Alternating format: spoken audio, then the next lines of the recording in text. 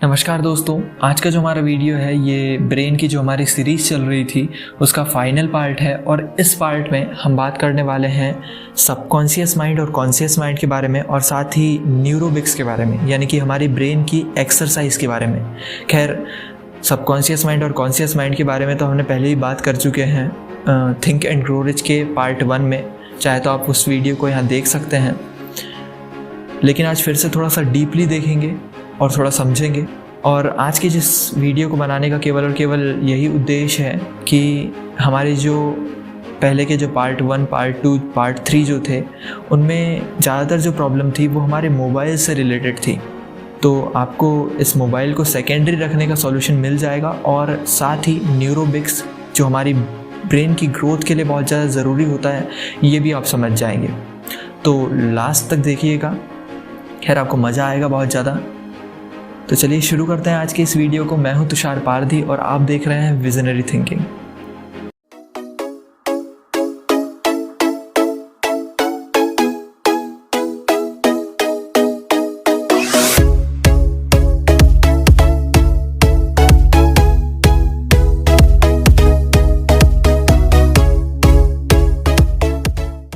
पहले समझ लेते हैं सबकॉन्शियस माइंड और कॉन्शियस माइंड के बारे में, क्योंकि न्यूरोबिक्स को समझने से पहले इन दोनों को समझना बहुत ज़्यादा ज़रूरी है।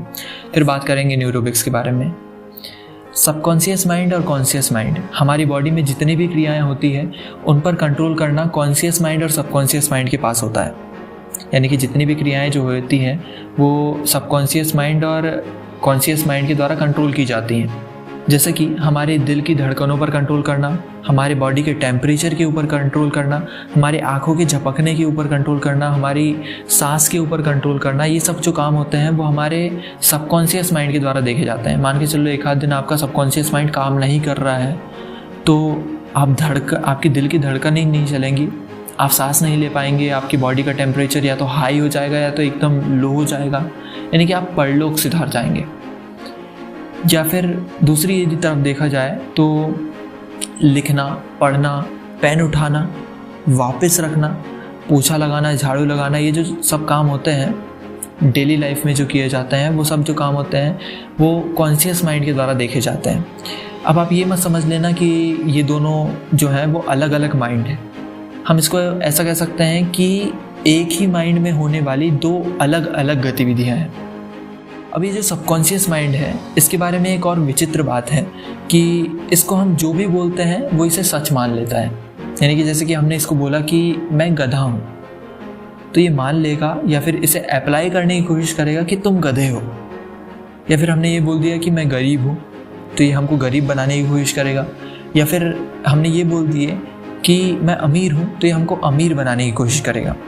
यानी कि हम जो भी अपने सबकॉन्शियस लेवल पे छोड़ते हैं, हमारे सबकॉन्शियस माइंड को जो आज्ञा देते हैं, जो हम लगातार बोलते हैं, वो हमारा सबकॉन्शियस माइंड मान लेता है, चाहे वो झूठ हो या फिर सच हो, और हमारे कॉन्शियस माइंड को इसे अप्लाई करने के लिए छोड़ देता है, बोल देता है। क्योंकि इतने सारे काम हैं, हमारी दिल की धड़कन पर कंट्रोल करना, हमारे सांसों के ऊपर कंट्रोल करना, हमारे टेम्परेचर के ऊपर कंट्रोल करना, तो एक काम और क्यों नहीं कर सकता है कि हमें गरीब बना दे। हमारे ब्रेन के बारे में एक और अजीब बात होती है जो ज़्यादातर लोगों को पता नहीं होती है। यानी कि हमारा जो ब्रेन है और हमारे जो हाथ हैं उनके बीच में एक अजीब सा क्रॉस कॉम्बिनेशन होता है। यानी कि यदि हम राइट हैंडेड हैं और अपने हाथ से, राइट हैंड से ज़्यादा काम करते हैं, तो हमारे लेफ़्ट साइड के ब्रेन में ज़्यादा ग्रोथ देखने को मिलेगी। और यदि हम लेफ़्ट हैंडेड हैं और हम लेफ़्ट हैंड से ज़्यादा काम करते हैं तो हमारे राइट साइड के ब्रेन में ज़्यादा ग्रोथ देखने को मिलेगी।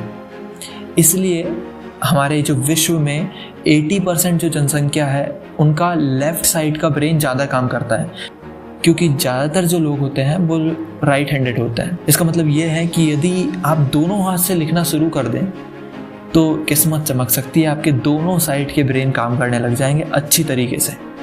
सबकॉन्शियस माइंड और कॉन्शियस माइंड के बारे में बस इतना ही काफ़ी है।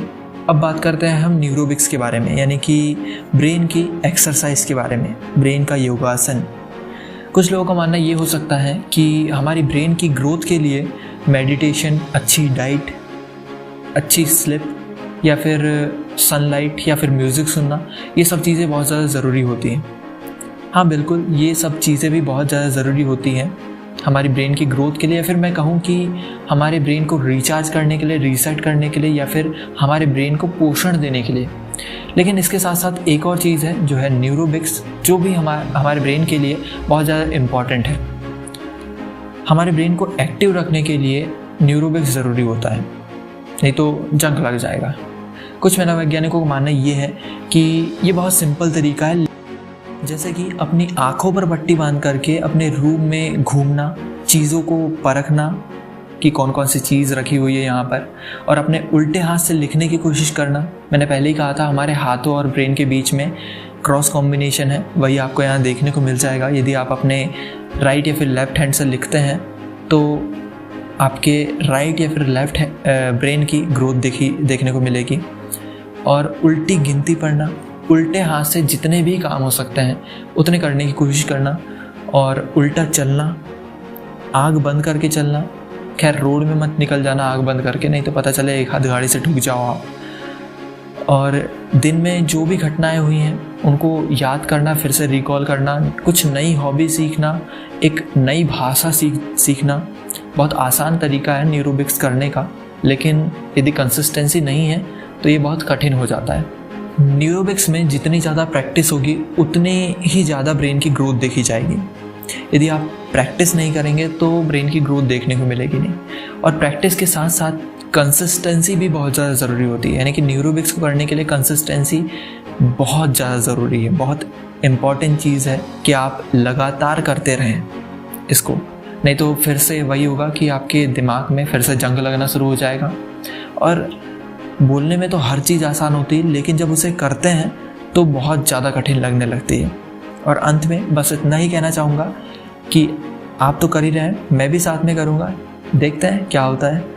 और यदि आपको कोई और नया वीडियो चाहिए तो मुझे कमेंट करके बता सकते हैं। साथ ही सब्सक्राइब कर दीजिए ताकि आपको ऐसे ही नए वीडियो मिल पाए, और नोटिफिकेशन वाली आइकॉन को टच कर दीजिएगा ताकि आपको नोटिफिकेशन मिल पाए। धन्यवाद।